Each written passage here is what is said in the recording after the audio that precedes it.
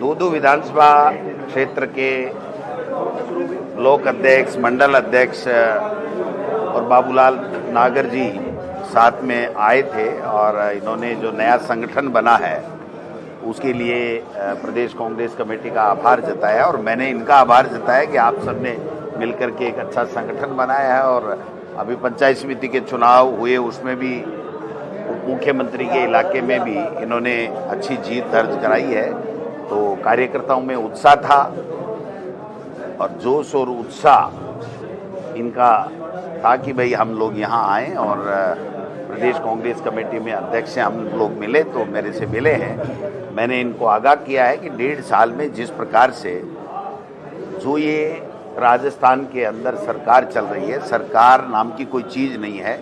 एक तरीके से राष्ट्रपति शासन जैसे होता है वैसा होता है। जनप्रतिनिधियों का, मुख्यमंत्री जी का कोई रोल सरकार में दिख नहीं रहा है और हर वर्ग त्रस्त है, परेशान है, भ्रष्टाचार का आलम है, कानून व्यवस्था नाम की कोई चीज़ है नहीं। किसान को समय के ऊपर फसल का समय है, उनको खाद बीज मिल नहीं रहा है। और कृषि मंत्री जी पहले कह रहे थे पूरे देश में खाद नकली मिल रही है, बीज नकली बेचे जा रहे हैं। वो भी बहुत ही गंभीर आरोप एक भारत सरकार के ऊपर भी था, डबल इंजन पे भी था, उसके ऊपर कोई संज्ञान लिया नहीं। और कल मैंने कृषि मंत्री जी का बयान सुना है, उन्होंने कहा जो नकली खाद हम लोग पकड़ रहे हैं, जो नकली बीज हम लोग पकड़ रहे हैं, FIR लॉन्च करा रहे हैं, वो सारा का सारा गुजरात से आ रहा है।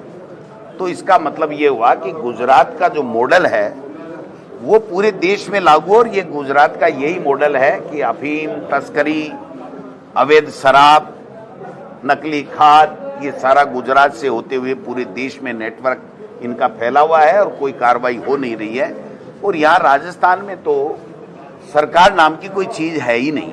जब मुख्यमंत्री 1.5 साल से हर डिपार्टमेंट की समीक्षा कर रहे हैं तो फिर इस समीक्षा में ये क्यों नहीं आया कि ये नकली खाद और नकली बीज बेचे जा रहे हैं और किसान को बर्बाद किया जा रहा है? ये बातें क्यों नहीं आई, मेरे समझ से परे है। कृषि मंत्री जी भी लेट जागे और 1.5 साल बाद में अगर ये कहना फसल के समय में कि मेरे यहाँ अफसर सब मिले हुए हैं और मुझे जाकर के, मंत्री को खुद को जाकर के अगर करना पड़ रहा है औचक निरीक्षण, तो ये भी हमारे सरकार के ऊपर एक प्रश्नवाचक चिन्ह लगता है। लेकिन इस सबसे बड़ी बात यह है कि किसान को सही असली खाद, असली बीज उचित रेट के ऊपर पर्याप्त मात्रा में कैसे मिले, ये सुनिश्चित कौन करेगा? इसके ऊपर न मंत्री का बयान आ रहा है, न मुख्यमंत्री का बयान आ रहा है। कहीं योग कर रहे हैं, कभी जो है वो देवदर्शन यात्रा कर रहे हैं, कभी कुछ कर रहे हैं, कभी दिल्ली की हाजिरी लगा रहे हैं, कभी गुजरात में जाकर के प्रशिक्षण ले रहे हैं कि कैसे नफरत फैलाई जाए। पूरा प्रदेश में बेहाल है और कानून व्यवस्था नाम की तो कोई चीज़ है ही नहीं यहाँ पर।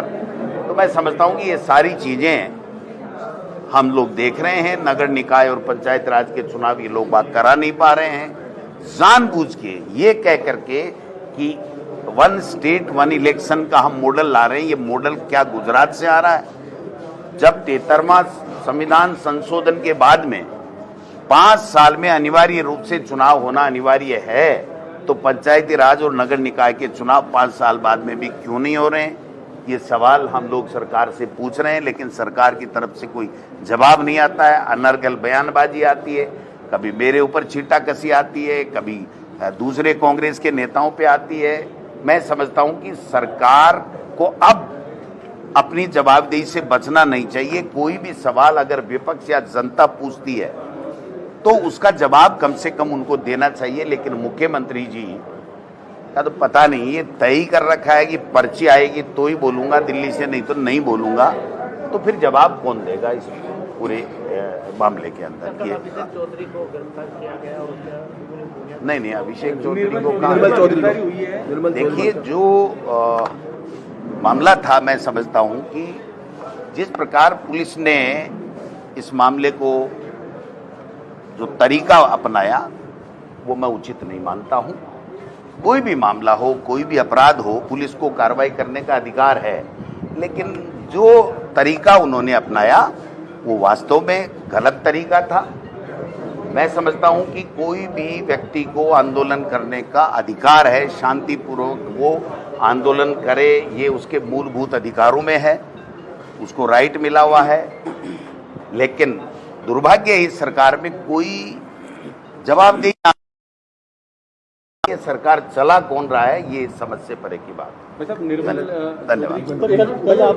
Delhi thank you. हाँ